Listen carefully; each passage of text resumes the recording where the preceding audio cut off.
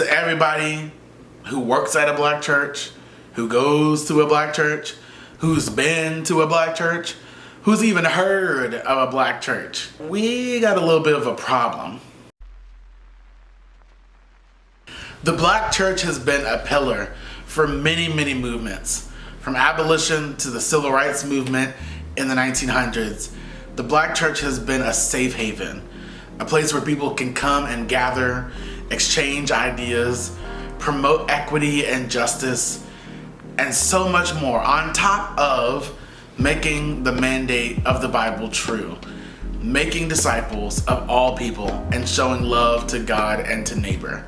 There's a lot of faith leaders around the world and around our country trying to figure out, what does evangelism, what does community, what does discipleship look like in the 21st century, in the 2020s? What does it look like to reach a new generation of people and to introduce them to the greatest love the world has ever known? As a Gen Z member myself, this is my little 2 cents, if you will.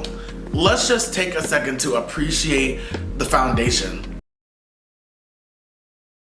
This is where people gathered, where abolitionists rallied, where Dr. King preached, where people came together on a weekly, sometimes more than that, of a weekly basis to really live out the truths that we hold so dear. It has been our home base for community care, for mental health, for spiritual health and spiritual growth. No matter what happened Monday through Saturday, you knew you could come in on Sunday and receive exactly what you needed in every area of your life to help you make it through to the next week. But the reality is, we're living in a different world.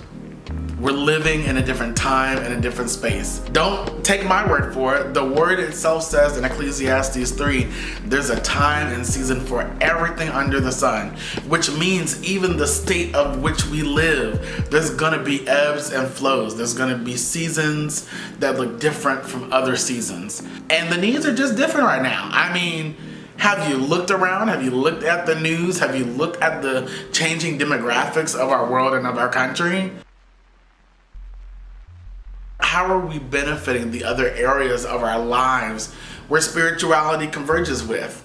How it converges with our businesses, how it converges with our families, how it converges with our creativity and our hopes and dreams. How does it converge with the rest of our life? Last time I checked, we were supposed to have life and have it more abundantly, which means we gotta be able to get everything that we possibly can out of life. I remember when I was younger, we used to do so many amazing things at our church. We wrapped presents for Operation Christmas Child and the holidays, and we used to have training and enrichment programs for our young people throughout the summer. Even me, I got the privilege to head an Easter play that we put on 3 times annually in a row that really got all generations involved and really allowed people to be creative through the art of drama and theater and music and things of that nature.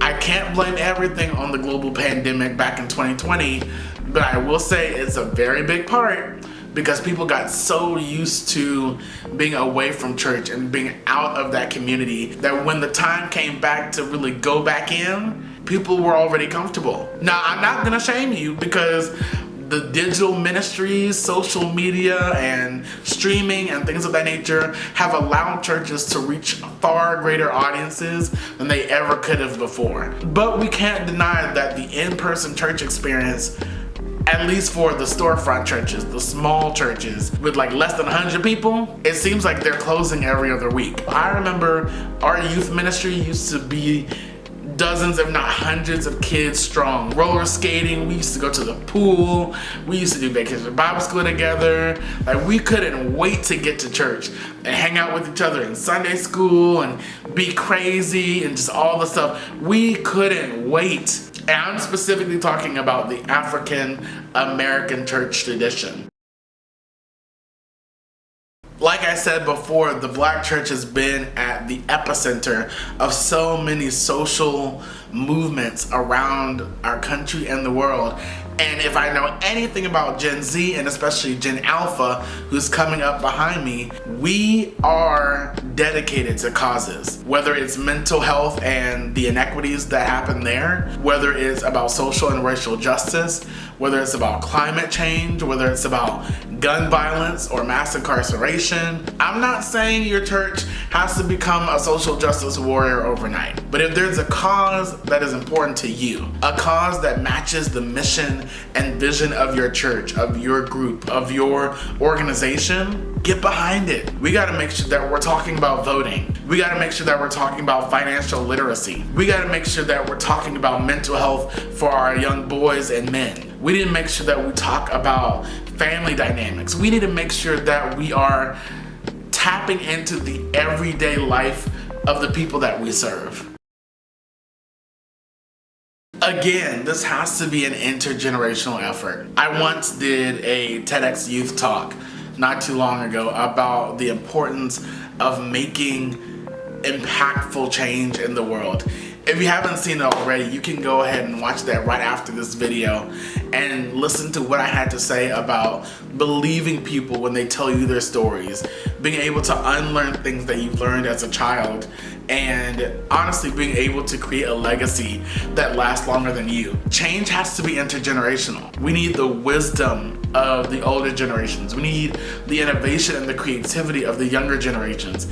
We've got to do it together, or we can't do it at all. Whether that means embracing streaming and social media in your services, whether that means having old school Sundays or nights of prayer or nights of worship, whatever it takes to make sure that you are being able to live out what we already know to be true. We want to be fruitful and multiply. Usually we use that phrase in terms of procreation in Genesis, but I believe that God meant it to be in a multitude of different ways. He wants it to be something that is successful, that is long lasting. That's when you see more church attendance. That's when you see more engagement. That's when you see better, well-rounded leadership. That's when you see the fruit of the seeds that you've planted. I've been blessed and honored to serve and to do so many amazing things at my current church here in Nashville, Tennessee. I hope this gives you a little bit of hope for your church back home or wherever you're from. If you like this video, make sure to give this a like.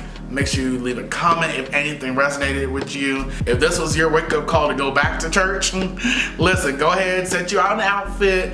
Make sure you go ahead and get ready to go to church on Sunday. But thank you so much for sitting down with me for a little bit. We're gonna need the Black church a lot in these coming months and years. I have faith that we're gonna step up and rise to the challenge, and the world is gonna be better because of it. My name is Marcus the Knight here, your boy, your best friend, and I will see you in the next video. Peace.